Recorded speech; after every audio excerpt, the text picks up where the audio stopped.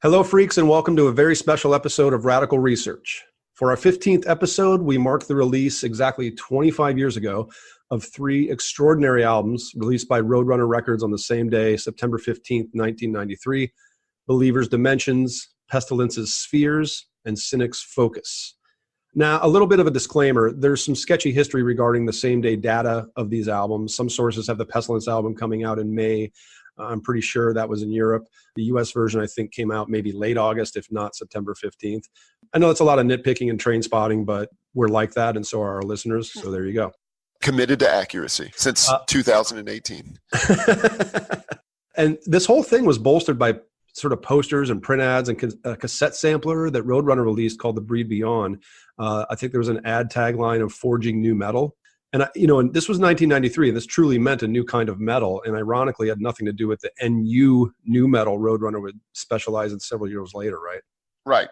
This represented sort of the final evolutionary leap in the death metal morphology. Like in 1993, especially with these records, even though like I don't necessarily consider the Believer record to be a death metal record, it's still like, spiritually linked to this movement and represents sort of the end of the spectrum. And, as things would kind of shake out after this, you would see, death metal sort of begin to decline and an interest begin to surge in European metal and black metal and things like that. So I think this kind of represents the end of death metal's journey.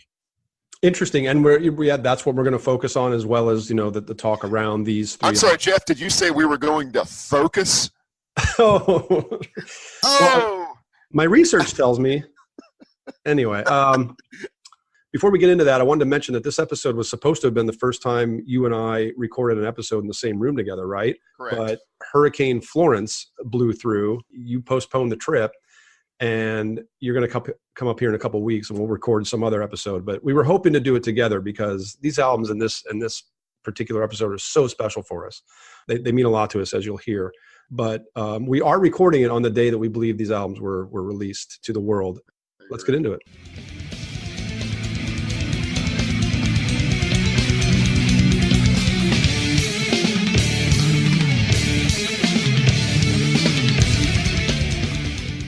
What got us to this point? Let's kind of back up from 1993. What happened in metal to cause this evolution where we're suddenly in 93 facing a large handful of albums that kind of represented the genre at its most challenging and sophisticated and progressive and technical.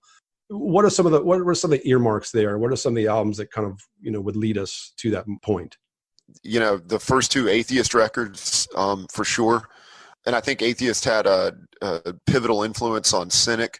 I mean, because Cynic early on, they were hardly even a death metal band. They were really kind of like a thrash band. Yeah. And not even a very good one.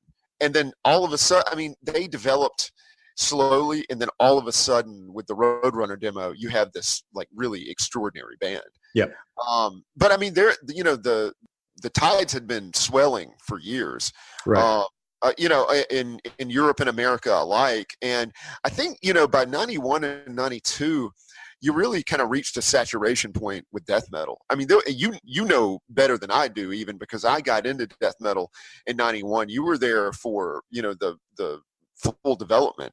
Yeah. But I mean, by 91, 92, labels were putting out virtually anything. Yeah. I mean, bands like, Mortis Skull had deals, Right. So I think that there was this renegade faction of death metal musicians that began listening. I think the really, really critical thing for me is like death metal musicians beginning to listen to things outside of death metal. Mm-hmm. They were listening to, whether it be fusion or world music or progressive rock or whatever, these guys were like starting to take into very serious consideration these other kinds of music, not only as listeners, but for the capacity for death metal itself to absorb those influences. Right. And I just think that resulted in some of the most breathtaking music that's ever been made, as we will hopefully illustrate today.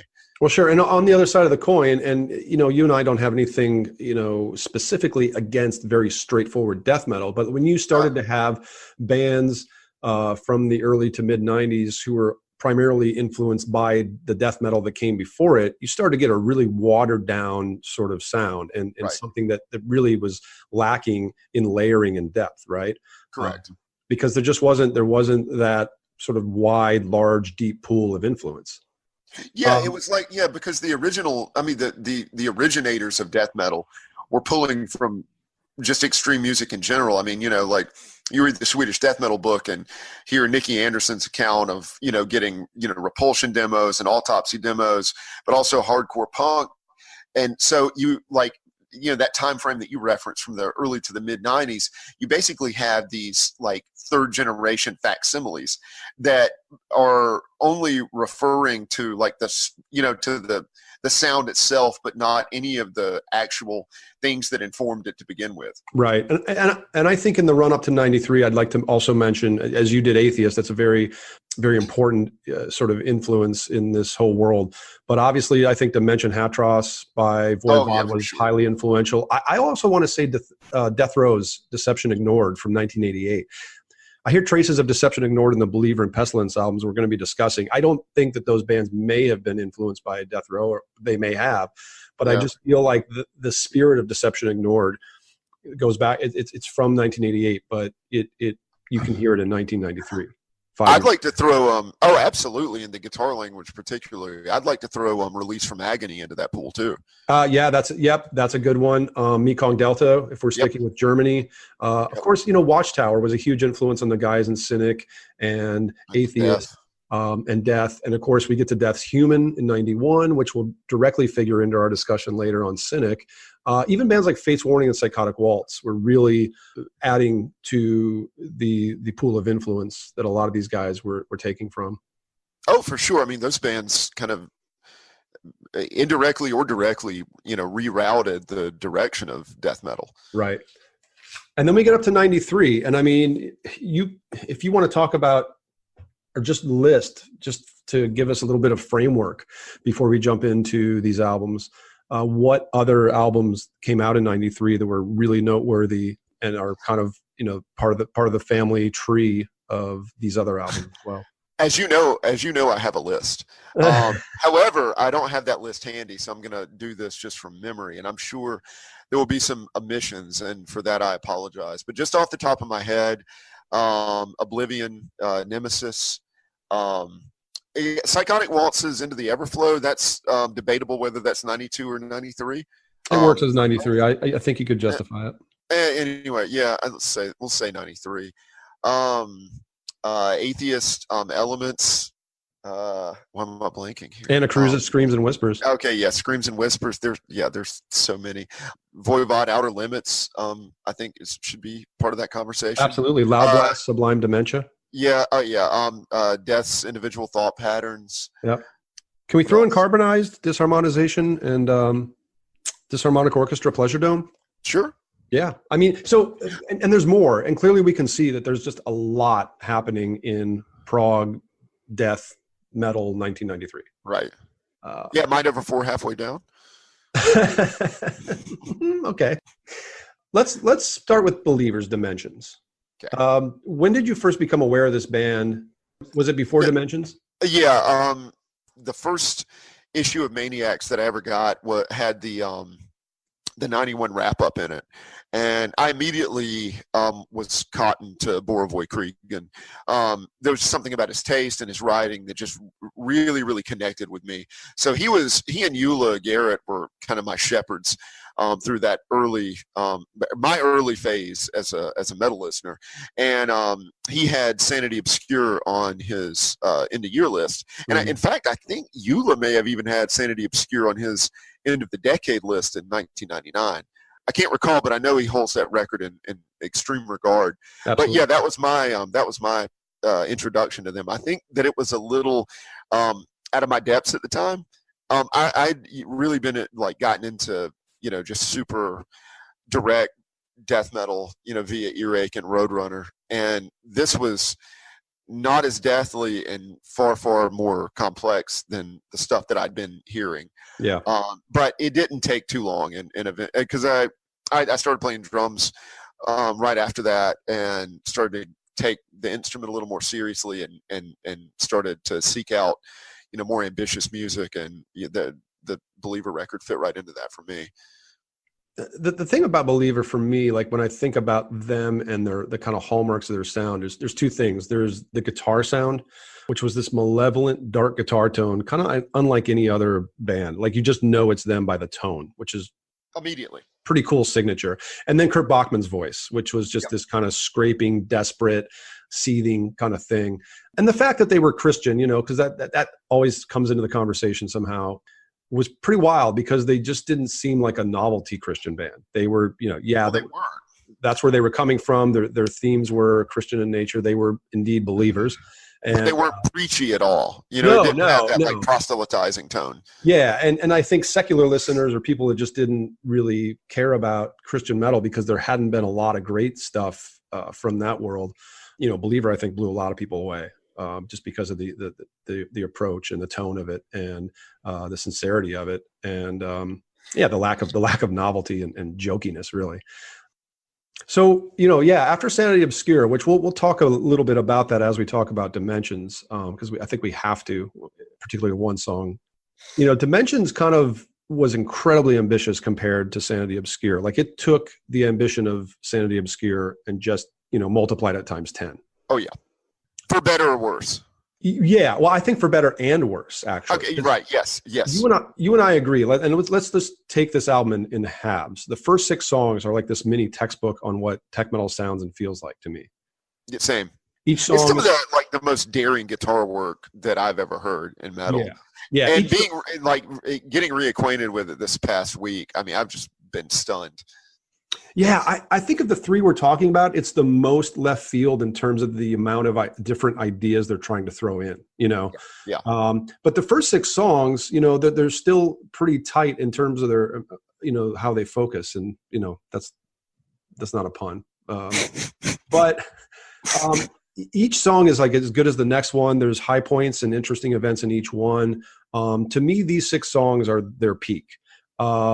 I would agree with that. And then I always have to throw in the previous album's Dia Zirai, because Day of Wrath, because that is still probably my favorite Believer moment. That'll figure into the conversation about the second half of Dimensions, really. But let's kind of focus on these first 6 songs. And let's listen to a couple snippets from that, actually. Let's do the lead-off track, Gone, and then we'll come back and kind of continue talking about Dimensions.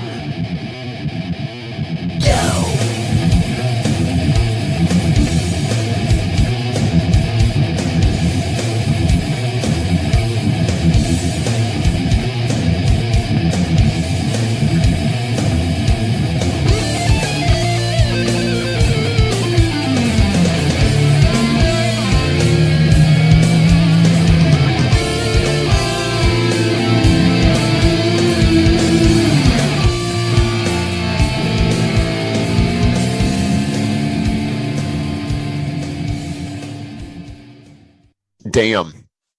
Yeah, very strong. So many wonderful moments there. I mean, really, just in those 2.5 minutes, so many highlights. Another feature of this record that I would like to mention is, and a lot of people in metal were getting wise to electronic music and industrial around this time too. And there's like a kind of a mechanistic feel to the drumming on this album that I think is kind of remarkable. Yeah. Because they have a really, really interesting approach to rhythm. It's like just a really unexpected kind of take on it. A lot of odd time signatures, but it's the way that they navigate through that, I think, that distinguishes them from other bands at the time, because that certainly wasn't. Yeah, I feel like he starts like beats in the middle of bars almost. Like it's kind of like this kind of alternating current that it just creates it. It's choppy, but because he's a good drummer, there's you have the opposite side of things where you've got flow as well. I mean, it's choppy but has flow, if that makes any sense at all. No, it does. No, it does. So it can be kind of disarming. It can be, and that's what tech is. Tech is this kind of like upending of sort of rhythmic expectation, I think. Mm-hmm. Complication, complexity, all that good stuff. Yeah, and Believer's so good at that. And Joey Daub, the drummer, deserves quite a bit of credit actually for their sound, I think. I agree. And we hear, Bachman's vocal approach there. I just love it. There's something about his voice. I just think it's very, very special. He sounds very unhinged on that. Yeah. And then, we can hear all the strange melodic choices they'd make, within the riffs and, and beautiful ones too. That solo, for instance. Totally. Kind of chiming. It reminds me a little bit, that chiming, ringing element of it reminds me of Psychotic Waltz. I don't know if they're inspired, but what the guitarist would do in Psychotic Waltz was somewhat similar to what Believer was kind of doing there as well. I think. Let's listen to another one. Let's move on to the third track, Dementia.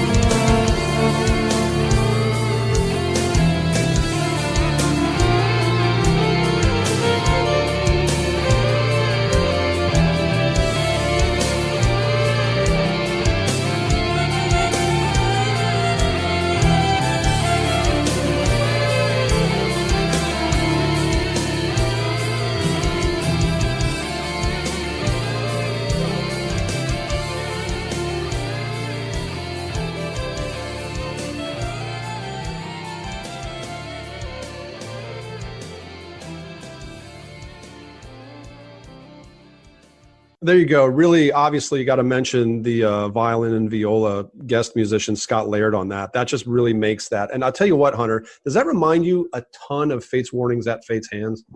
Tons. Yeah. Have you noticed that before? No, I haven't.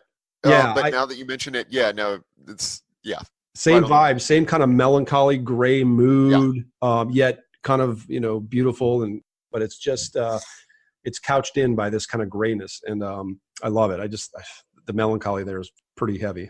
Yeah, and the first part of that features what I call the beach riff, Which is something yes. that I came Ladies up and with. gentlemen, the beach riff. Once again, will now explain what the hell the beach riff is. I've heard of this thing for years. Yeah, I for years I tried to find nomenclature to describe this feeling, and I finally came up with the beach riff because when I was a teenager, I would imagine like Chuck Schuldiner or Kelly Schaefer like on rocks, in the Tampa Bay, and like ocean mist hitting them while they were playing guitar. And it's a mood that combines glory and victory and melancholy and struggle, and just kind of binds all of those emotions together. The beach riff is a fundamental like bedrock element of tech metal for me too. Like beyond all the rhythmic trickery and the acrobatics, like the beach riff, it's an important part. So the evocative melodies in Dementia there are sort of standard beach riff stuff. Yeah. And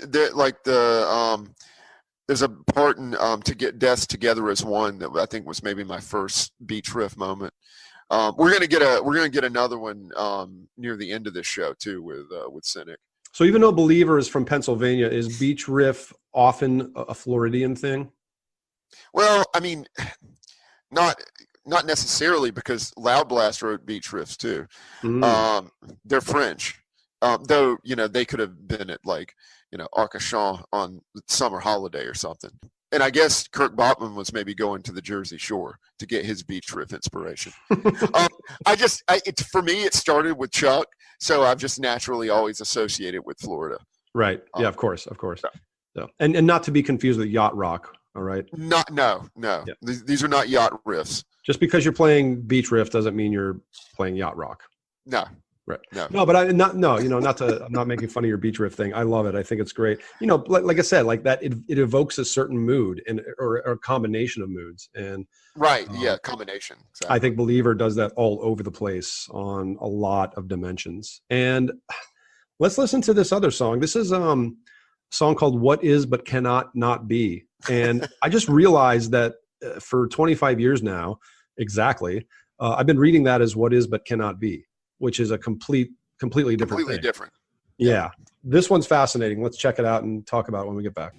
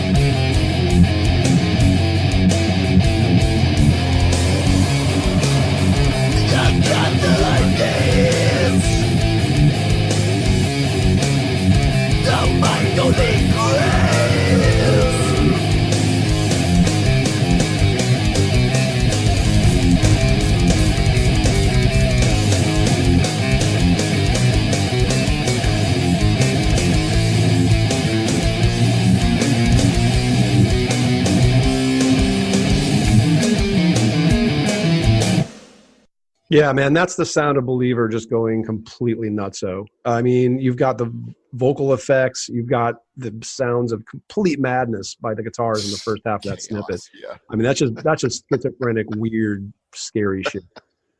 Yeah, it is. Yeah.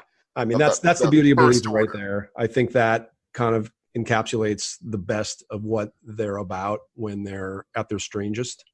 Yes. Which is really kind of when they're at their best too. Yeah. After that, there's a couple other great songs, Singularity, No Apology. Then we get to this trilogy of knowledge, which anybody familiar with Sanity Obscure knows of Dies Irae, Day of Wrath.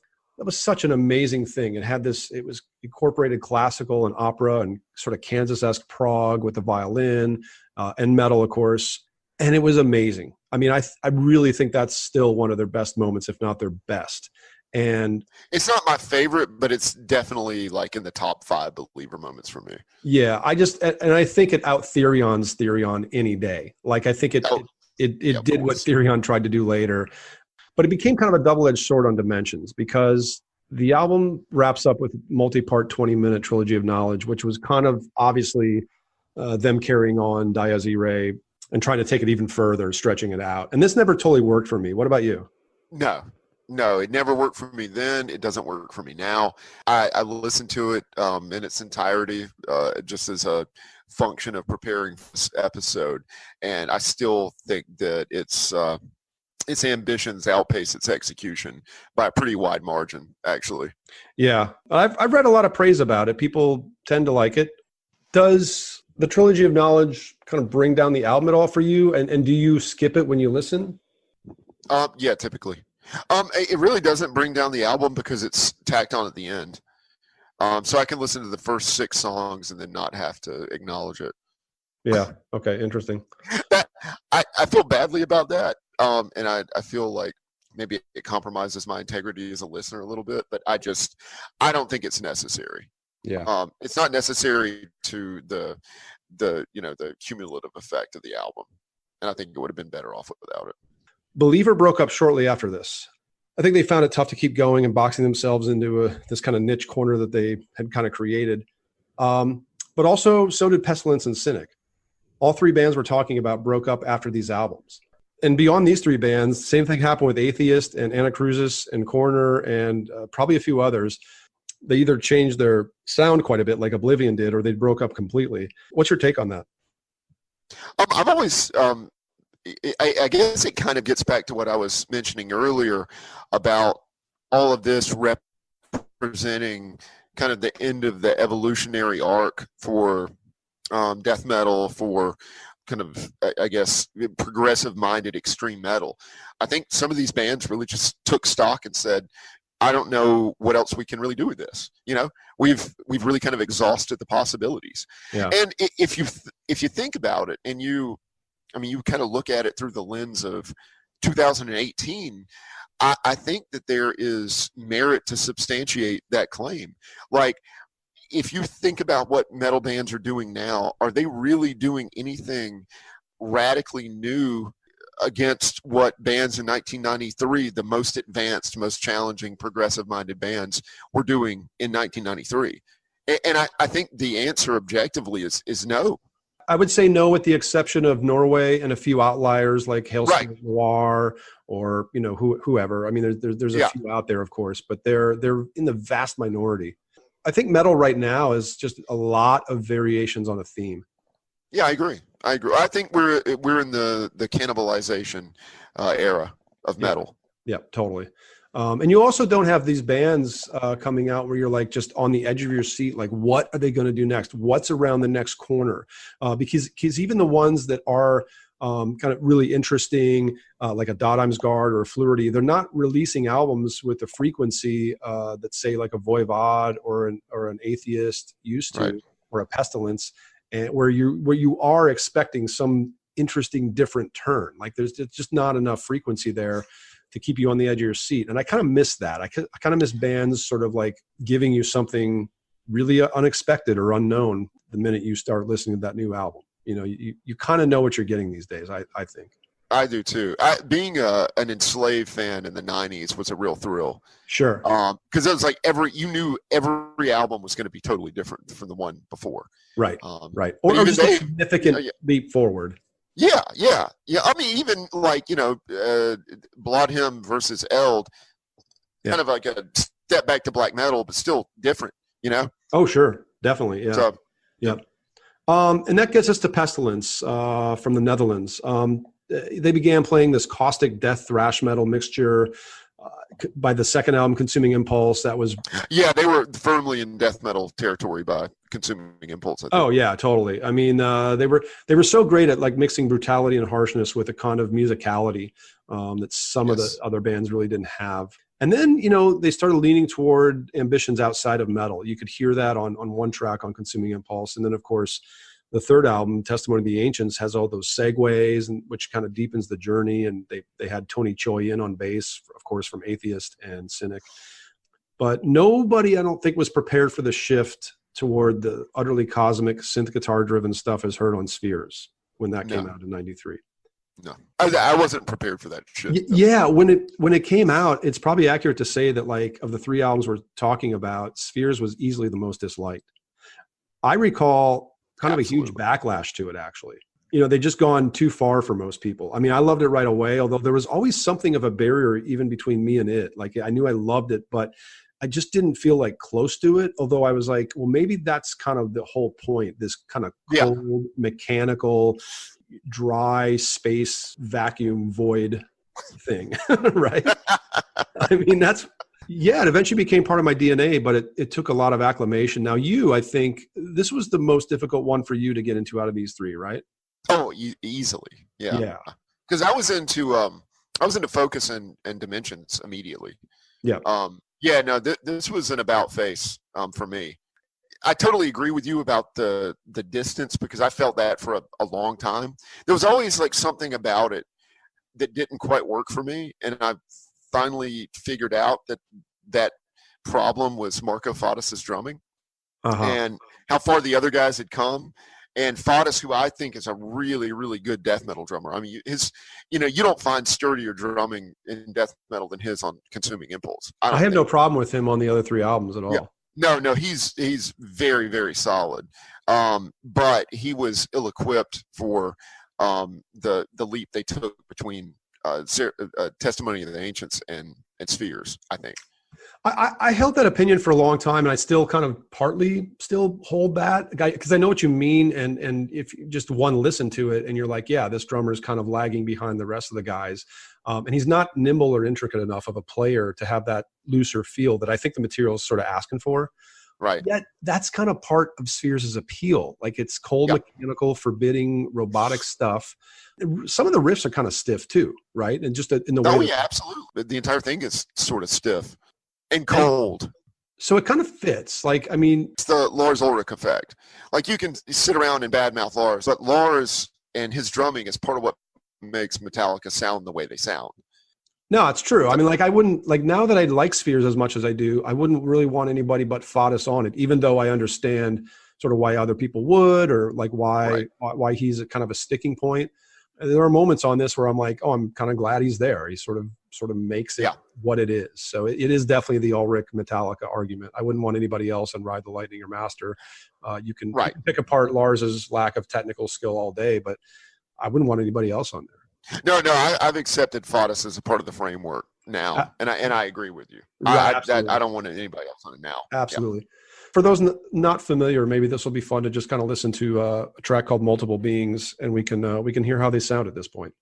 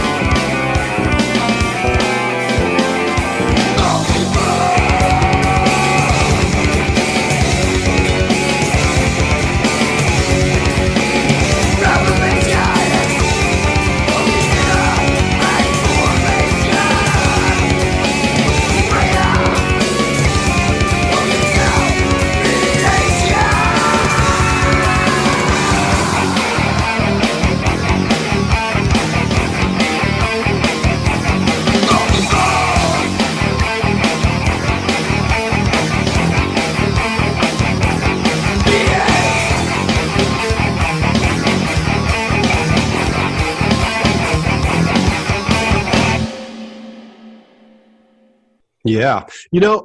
When Patrick Mameli, the guitarist, took over lead vocals on the previous album, I don't think he was like the greatest voice. Like there wasn't that much that was very distinguishing about him. He Well, was especially after Van Dronen. Well, yeah, well, exactly right. I mean, he's following. It's a hard act to follow, but I think on Spheres he's actually quite unhinged, and Oh yeah, yeah, I agree.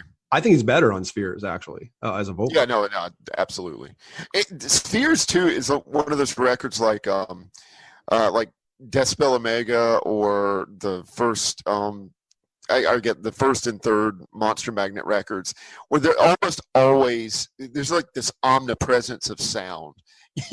Like there's always something going on. Right, right. It's really pretty overwhelming.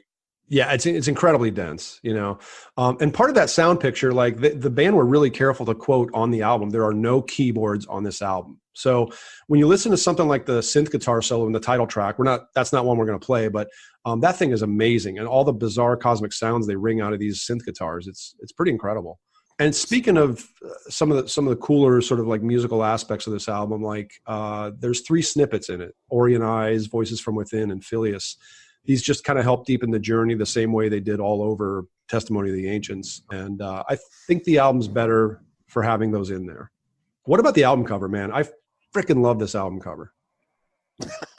I love it. It's one of those album covers that perfectly illustrates the sound of the album itself. And it's like I stare at. It's one of those records too. When I play it, I tend to just stare at the cover because of the correspondence between the two. Yeah, it's a perfect piece of artwork. It's Seagrave, right? It's actually Dan Seagrave, and when we talk about great Dan Seagrave covers, I never think of the Pestilence ones, the 2 he did, and but they're great. They're awesome, yeah, and they're very Pestilence. Like there's not like a lot of his covers you could have taken the Gorguts cover and used that as an Entomb cover, and just keep going. Right. Like these Pestilence things, you've got that sphere thing that they would use or whatever that is. Yeah. That became emblematic of the band, and but yeah, like when I listen to Spheres, I think of this thing, this floating kind of cosmic sphere of theirs hurtling through the cosmos. It looks like other worlds are getting sucked into a black hole like that.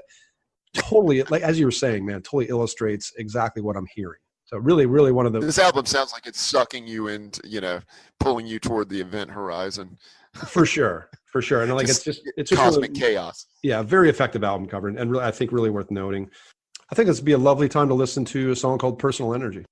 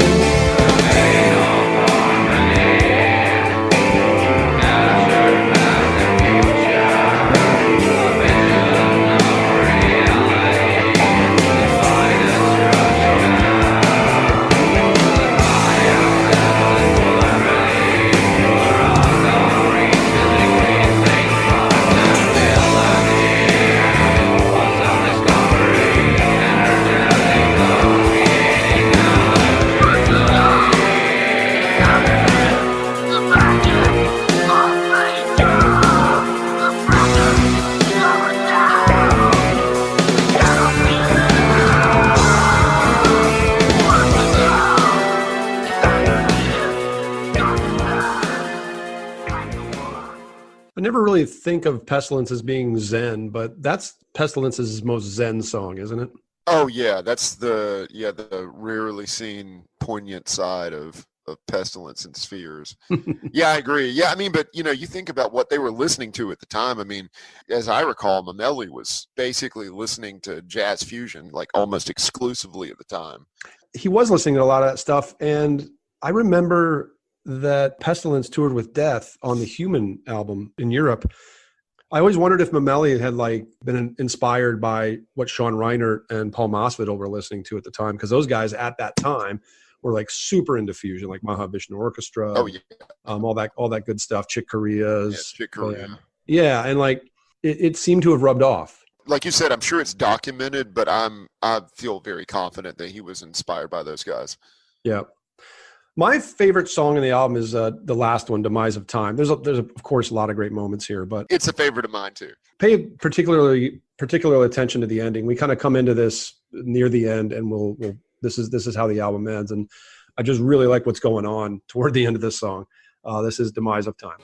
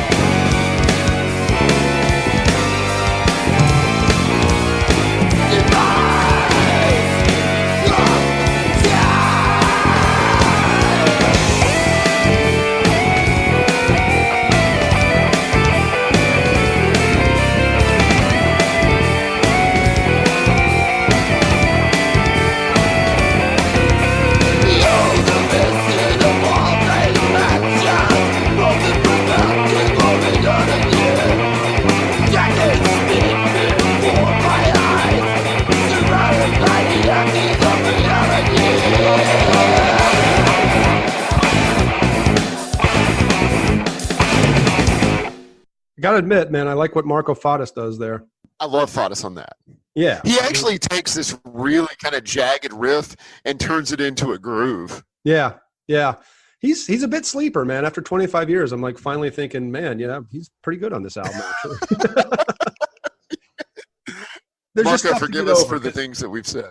Well, I mean, no, but I still listen to this album thinking, what if Reinert was on it? What if Sean Reinert was on it? Because a guy with that kind of would work really well here, right? I imagine that in an ideal world in 1993, Mameli would have gotten someone a little closer to Reinert than Faddis. Right.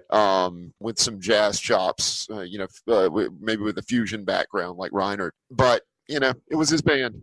Faddis had been a really important part of the band for years, and supported them through the 3 previous albums. And, I guess Mameli was just willing to take him along on the journey.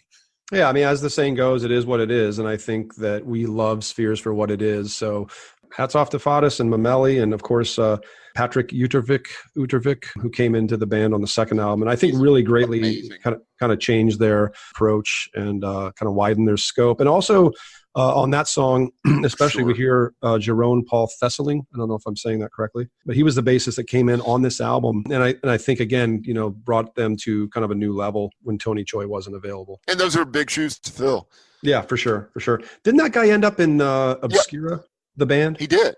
Yeah, okay. Yep. And that brings us to Cynic's Focus. It's hard to talk about Focus without talking about Death's Human album, because of course Roadrunner had recruited two guys from Cynic for the Human album. This is back when Cynic were still kind of like just putting out tapes and kind of this super cult band. And I remember hearing about them all the time, but never having much access to their music. I think I'd gotten a hold of that 3-song cassette that they had put out, kind of like an official EP cassette thing. And it was good.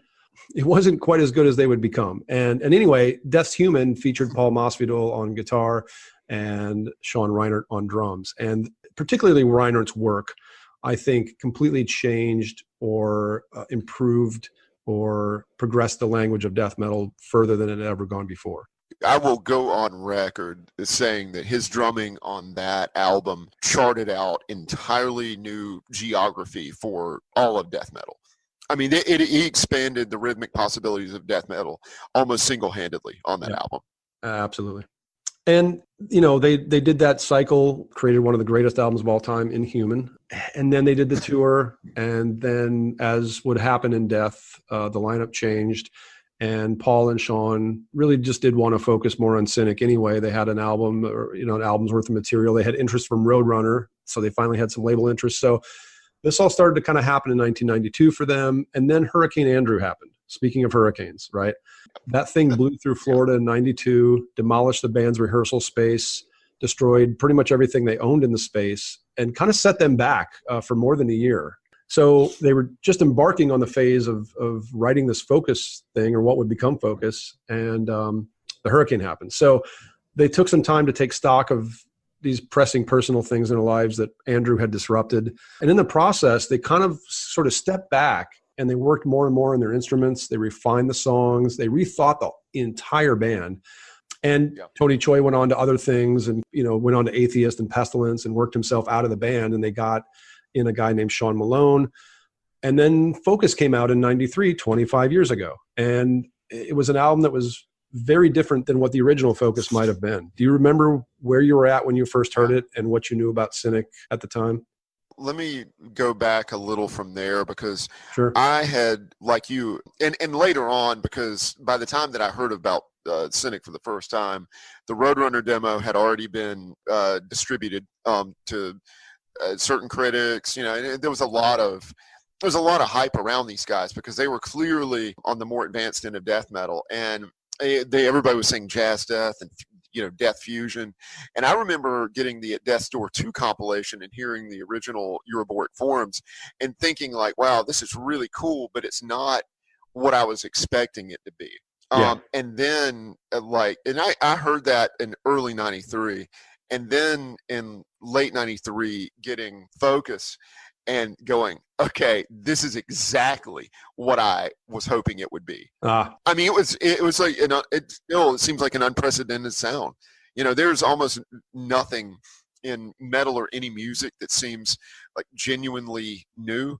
You know, even it could be a novel composite of different sounds, but like Focus synthesized all these different things and turned it into something genuinely new and their own.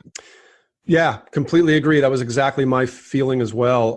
And I'm kind of coming from the same background with it as you were in terms of my knowledge of the band and what I expected versus what we got. And I just remember putting it on and the airy feel of the thing, right? The fluidity and the acrobatic feel of the riffs were just so different and alien to anything and just beyond death metal, because it was obviously from the first few notes and the first few minutes not really adhering to what we consider death metal, yet it had its feet there as a foundation.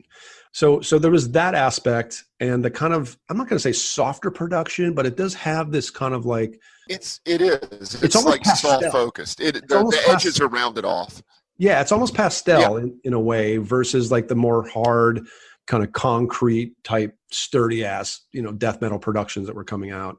This thing had a lot of color and lighter colors as well. And they were completely content to work with these lighter things. So that was kind of novel. I also remember the mixture of the vocals. You know, you had the death metal voice, you had the robotic voice, you occasionally had a female voice. Sometimes you had some whispering. I mean, it was so esoteric sounding. Sure. And then, you know. Yeah, the airiness of it is really kind of what you mentioned was one of the defining features for me. Because we tend to associate gravity and weight and sturdiness with death metal, and this almost felt like it was in zero gravity. Yeah. Yeah. Even the band photos, right? With Reinhardt doing some kind of like yoga pose, Masvidal kind of submerging himself restfully in water like that. You know, this was really unusual for any sort of metal band to present themselves this way. Yeah. Really special. Let's jump to the second track on Focus and listen to Celestial Voyage. I know you're just chomping at the bit to just kind of get into the meat of what we're talking about. Yeah, this is Celestial Voyage.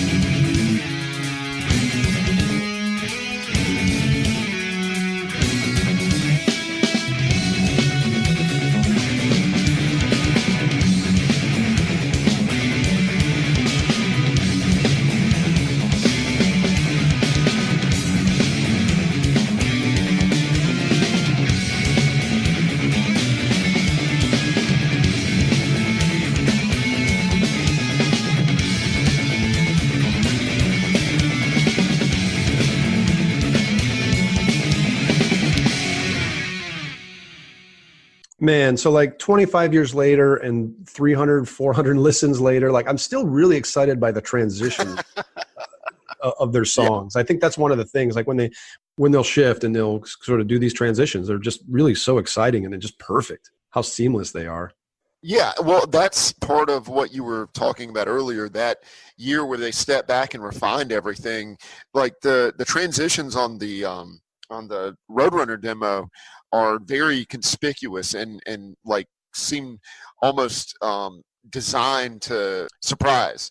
Yeah. These are, they're seamless, they're organic, they're still surprising, but they just, one idea flows to the next, with, just I'm looking for a Zen reference here. Because I feel like there is this oneness with the music that these guys have, where all the ideas are sort of for the perfect benefit of the song, and they all work in harmony together. I said, man, I'm sort of at a loss for words to talk about Cynic. No, I hear you. When I listen to that stuff, and when they get into these deep grooves and there's just they're kind of cyclic and the fluidity is just, it's flowing, and I do see guys just like kind of like losing their minds and they're going to this other world as they're playing. And it's funny because that actually kind of links into when I saw them back on this tour. They were opening for Cannibal Corpse. I think it was the only US tour they did for the album, and I know that along the way they had some hecklers naturally in front of that crowd, but the show I saw. Yeah, when you're sandwiched between Sinister and Cannibal Corpse. Yeah, Sinister. That's right. Sinister was opening before Cynic. Yeah, that was crazy. But the show I saw, even the most straightforward death metal kids, they might not have loved it, but they sat there watching really one of the most incredible displays of musicianship that probably anybody in that room would ever see. And I remember being struck by like Paul and sometimes Jason Goebel, the other guitarist, kind of, they get, and even Sean Malone sometimes, they get into this Zen moment and they just like start closing their eyes, kind of being transported by their music. And you're like, this is weird. Like, this is just weird to see any metal band kind of doing this. It's not death metal. Yeah. Yeah, they were dressed in like, you know, these paisley pants and you know, like it was just, but it was awesome. I mean, I immediately took to it because I could see that whatever they, you know, they were deeply into this stuff that they're doing, right? And Yeah. it's about the hypnosis of it. I just find it hypnotic, and I think they were delivering it, so of course they were getting sucked into the hypnosis of it all too. Just an extraordinary band. I mean, you know, what else can we say? I'd like to listen to I don't know. our next snippet, I'm But a Wave. Hey, can I have a little sidebar? Yes. Sidebar for a moment. Sidebar alert. So interesting. Sidebar alert, everyone.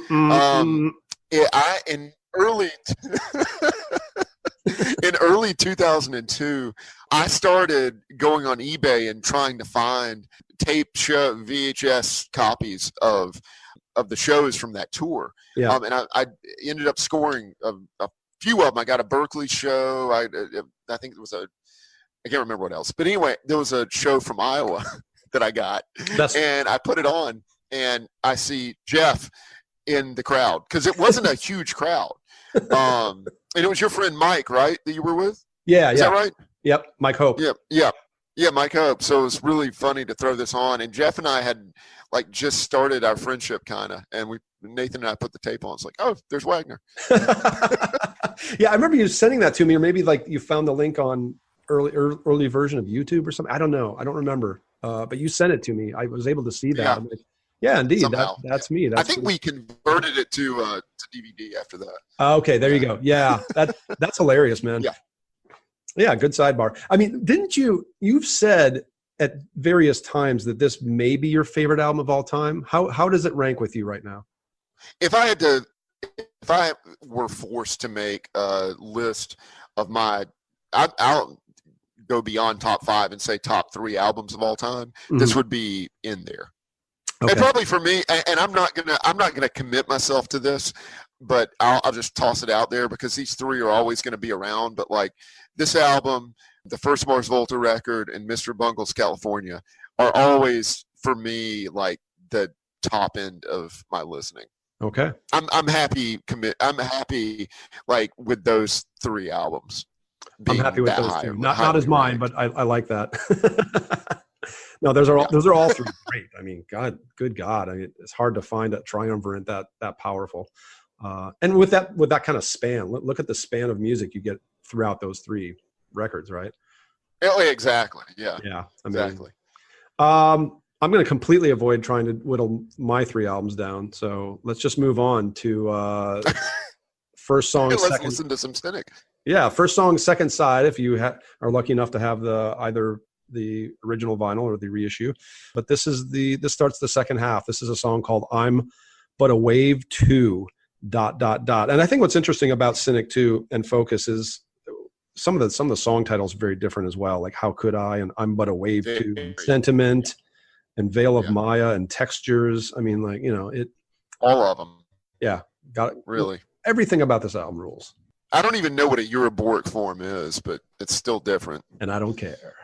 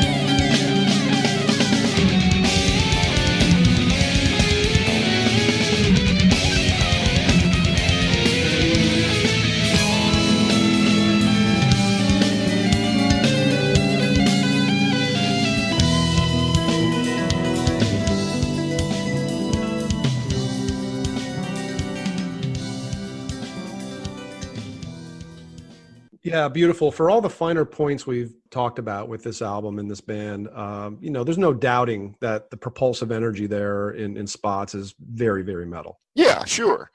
Well, I mean, like Reiner was a big Creator fan. Yeah. I mean, they were all, they were metal kids at one point. But I mean, I think that as listeners, their interest gravitated elsewhere. But I mean, I think you and I can understand this. But once you've fallen in love with metal, it's with you in a molecular sense forever. And I hear that as well on this. Yeah. Also, too, like with Reiner, you've got a drummer that not only is inspired by the most elite players in the world, you've got a guy that could have literally, at this point in his playing, like subbed in for Vinny or Dave Weckl or Gary Husband on a gig. Like he was fully capable of playing fusion. I mean, he's a really, really evolved player at this point. I like how you say Vinny just as his first name, as if everybody else will totally know the last name. Sorry. You're in a first name basis. My apologies. You're in a first name basis with Vinny. Yeah, me and Vinny. Yeah, we get a slice of pie every now and then. Me and Vinny. He did play on a Megadeth record once, though. He did. Yeah, he did. He did. He also played on several Gino Vanelli records, and was in Zappa. No, that's about the only guy in the world who can say that. Have that kind of resume. That is the only guy in the world that can say he played with Megadeth and Gino Vanelli. Yeah, absolutely. Is there anything else about Focus that you want to mention before we get into How Could I and the final moments here? Yeah, I was kind of disappointed that we couldn't play the entire record because Textures, I mean, there's always been, at least, I mean, there's always been a tradition of instrumental songs on metal records. And that became particularly true in the 80s. And I'm thinking, of course, of Coroner's Arclight as a highlight in that tradition. Sure. And a really, really advanced piece of music at the time. Textures, and two, there's precedent here because Human, Sean Reinert recorded the drums too quickly, if you can imagine that. And so they wound up with more studio time, and they all like jammed out and ended up writing Cosmic C. Yeah. And so, I mean, that was a really, really daring thing on a death metal record. Totally. Textures takes that and expands it exponentially. I mean, it's just a really, really extraordinary piece of music that brings in an 80s King Crimson influence, all the influences that we've been talking about from the fusion world, but also some really dexterous and impactful metal too, right? Absolutely. No, great points, all of those. And beyond that, Textures and even sentiment on the album kind of pointed toward where they would go with the band that sort of succeeded Cynic, which was Portal. I think those two songs kind of point toward Portal a little bit. Yeah. Great point. Great point. Yeah. And then after Textures, we get How Could I? And which is one of the greatest album endings ever, right? It is. I mean, before we play that, and we're going to end the show with that song. And it really is one of the greatest endings ever. I want people to listen to that with that in mind. I just don't think you can end an album much better, especially an album of this type and how they kind of bring you out of it. Before we listen to that, what have we learned here, Hunter? What have we learned looking at these three albums and kind of focusing in on 1993, 25 years after the fact? For me personally, I just keep going back to the fact, outside of, and you brought this up earlier, outside of the talented and precocious group of musicians who made up the Norwegian metal scene in the mid-90s, early 90s and mid-90s, I don't think we've come all that far from where we are now, what we're talking about today. I mean, I think that if you play metal, if you listen to metal, then you need to listen to this stuff and understand its importance, understand its innovations, its It's essential genius. I mean, these three albums and the whole spirit of 1993, and Jeff knows how, and we've alluded to this on the show before, how important this year is to me. I mean, this is sort of, for me, the annus mirabilis in metal's history. Like, this is kind of like the mountain peak. And I think these three albums do a really good job at articulating that for us. But it's also very inspiring for me, because it continues to remind me of the possibilities within metal, how much metal can actually do in the right hands. Amen, brother. Definitely couldn't have said it better. That's really, I think you probably could have. No, I couldn't have. And that's what we've learned here. So thank you for that. I want to thank all the Radical Research listeners right now, just for their enthusiasm so far, 15 shows in. Like, there've been a lot of people out there that have been really encouraging and kind of really inspired and really inspiring for us. And they're kind of getting what this program is all about, and why we felt the need to, bring it out into podcast world. Also want to thank Kevin Stewart Pankow and Albert Mudrian for their interest in Radical Research. They just recently did a piece on Decibel Magazine's website. We really appreciate the coverage there. We appreciate anybody who has come to us on Facebook or through email and encouraged us and challenged us, and really just giving us support for what we do here. So yeah, please like us on Facebook, and review us on iTunes if you like. We really do appreciate that sort of support. You can give us donation through PayPal at radicalresearchpodcast@gmail.com. And we're going to take you out on Cynic's How Could I?